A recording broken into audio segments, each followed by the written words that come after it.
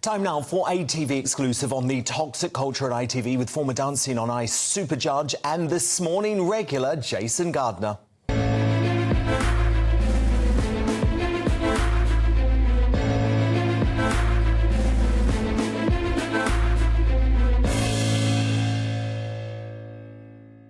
And the network's top brass faced a tense standoff with MPs today over the Schofield scandal and multiple reports of a culture of toxicity at the nation's largest private broadcaster. And those reports have been legitimised by Jason, one of ITV's biggest stars for many years, who says the channel's bosses left him miserable and bullied. Jason's blasted the fish rots from the head. There are a lot of toxic people still in control. And those accusations were strengthened in today's Select Committee as the MP John Nicholson revealed these shocking emails from current and former ITV staff. Here's one. I worked for a boss at daytime, somebody senior. My boss was very difficult and would, as a matter of course, often shout and belittle staff. It went on for years, with nobody doing anything about it. It was a toxic environment. How come people are so unhappy and so many people are unhappy, and yet you keep doing investigations which keep ending up showing that there wasn't a problem? So we have investigated whenever we've had a complaint, and we take it very, very seriously. It does not fill me with anything but just sorrow, really, and sadness. I've never... it's not something that we try and instill or foster. It is the antithesis of what we want.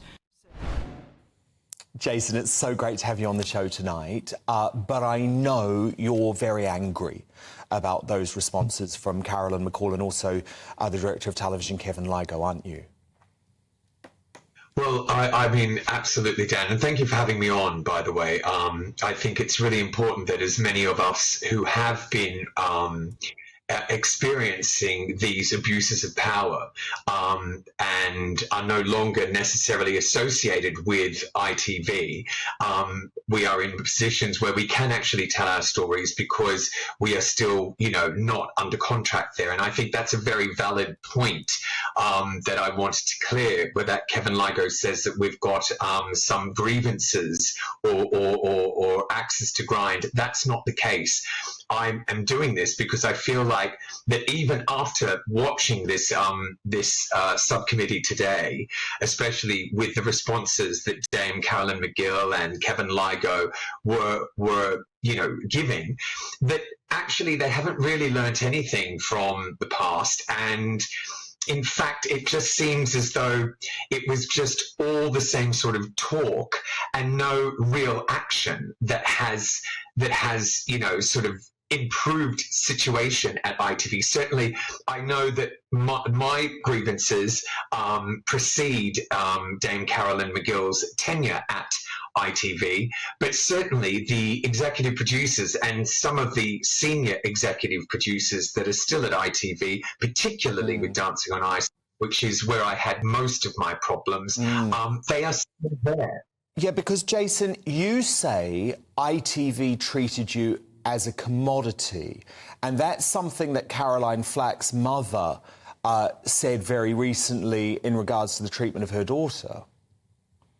Yes, and I can understand why she felt that way, because I did, and in terms of that example is that, they were very, I got a lot of mixed messages. So certainly over Dame Kelly Holmes and Sharon Davies, these major things that blew up, particularly in the public domain. Privately, I was told by the producers that they had to be seen to be doing something, but keep doing what you're doing. We love it.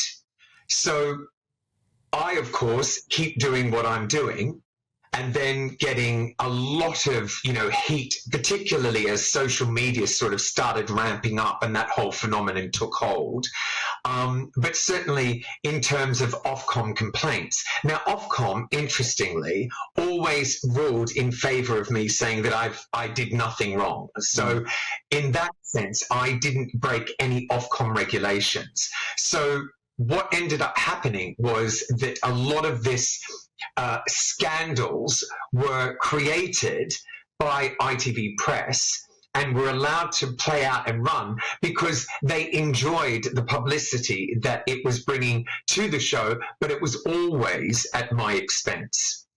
And then, Jason, when you ended up leaving the broadcaster, you say ITV did not reach out once, did not provide any support for you, even though at that time you were being subjected to an almighty storm, including regular death threats and lots of horrible stuff, right?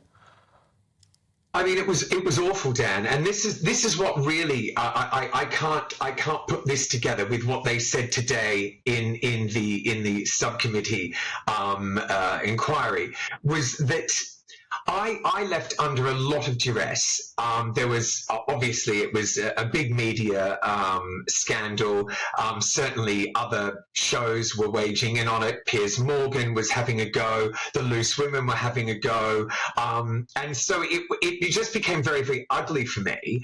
And it was very, very difficult. I had, paparazzi. I had people, in the street trying to, abuse me basically and accuse me of things that really, quite frankly, it was other people's opinions and their spin on what was said on the Sunday that was completely taken out of context. And some of it was just completely, hyperbole. Now, what upset me was that when I left, and they all knew that I was under a lot of, tension and stress, that there was no follow-up calls, there was nothing. And yet they maintained today that a runner that was on a show that left in 2021, they are still reaching out to on a regular basis to see that this person is okay. Now, I can only surmise two reasons for that. One is that obviously this, they will only reach out to people of a certain age or a certain level at the network, and that anybody that is older or on-screen talent, you'll just kick to the curb, and whatever happens to you, they don't care. I can't marry what they said today with what happened to me, and why wasn't I offered the same thing? OK, well, I wanted to talk a little bit about the situation in terms of This Morning and Phillip Schofield and this runner, because, of course, a lot of people who don't watch Dancing on Ice won't necessarily realise that you worked incredibly closely, Jason Gardiner, with Phillip Schofield and Holly Willoughby for years and years and years. You then became, for a period, before you became too controversial, a big star on This Morning as well. So you've had a lot of experience with them and this show. A lot of what you're hearing about Phillip Schofield and bullying and abuse of power and that sort of thing, does any of that ring true to you in terms of your working with Holly and Phillip? With my experience on This Morning, I have to say it was generally fantastic. It was a great team of people. I never experienced that. And I went in on Tuesdays and Fridays. So I was there twice a week. Admittedly, I only worked with Holly and Phil on the Tuesdays. And then it was always a different team because it was Eamon and the lovely Ruth. So I never experienced or got to see any of that toxicity at all. And that, I'm being very honest about that. And I felt incredibly close to Holly and Phil for many, many years. But then something changed, didn't it, Jason? But then you say something changed. They almost became, what, was it too famous or too powerful? Because something changed in your relationship with Holly and Phil. Yeah, it was weird. It was after I was, I was basically asked to leave This Morning, and so I did. That things and the dynamics started to change, and things got a little bit weird. And certainly after the first time that I was, that I didn't return to Dancing on Ice, then when I came back, it was just.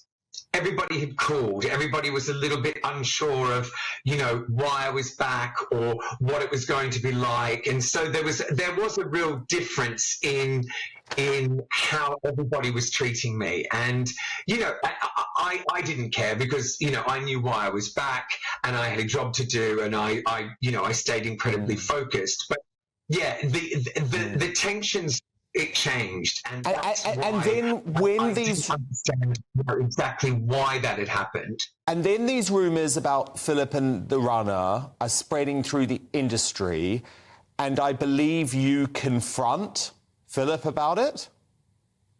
I sent Phillip a direct message on Twitter, I think it was, when I watched his coming out, because, you know, that's a big thing. And I wanted to sort of just say, look, you know, I support you with this because I know what a big deal that is. And I also know his wife, I know his kids, I know his mum, you know, they're lovely people. So there was a lot to it. And I just felt, as one human, one gay man to another, the coming out is a very difficult thing, as you know, Dan, right? So then I started seeing all this stuff rumoured about who I had seen in 2019 at Dancing on Ice. Yeah. We just call him Person X, just to be clear. We call him Person X. Right, okay, sorry, Person X then.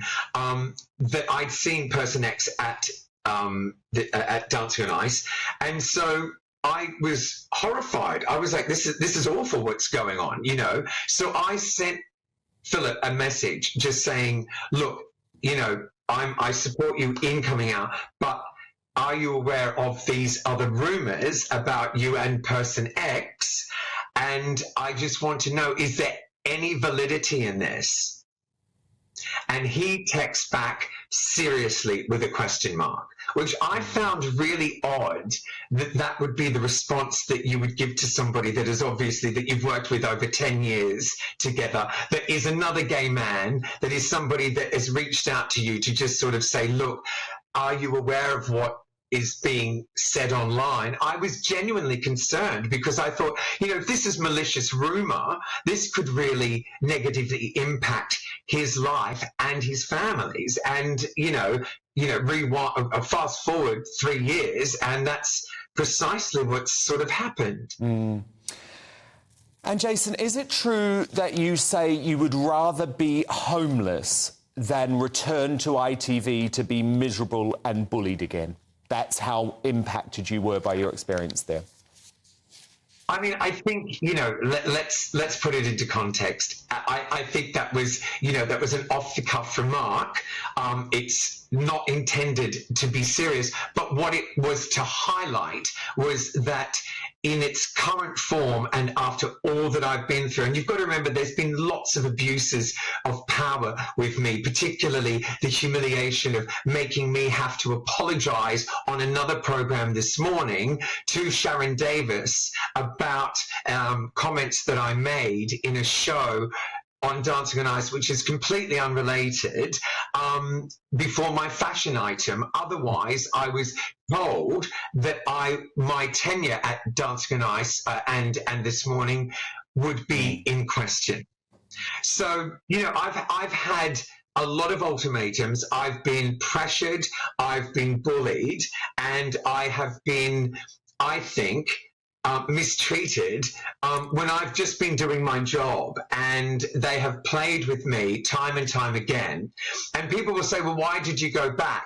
And that's because every single time, naively, I believed, after we sat down with my agent, with the producers, that we had come to an understanding that things would be different. And, you know, after a while, what is that saying? You know, the definition of idiocy is expecting the same outcome, and doing the same thing, expecting the same outcome. Yes, indeed. Well, look, I think it's really important you've spoken about this. Yeah, no, indeed. I think it's really important you've spoken about this, spoken about your experiences personally. I miss you on TV too, so it's lovely to chat to you always. The legend that is Jason Gardiner. Thank you so much.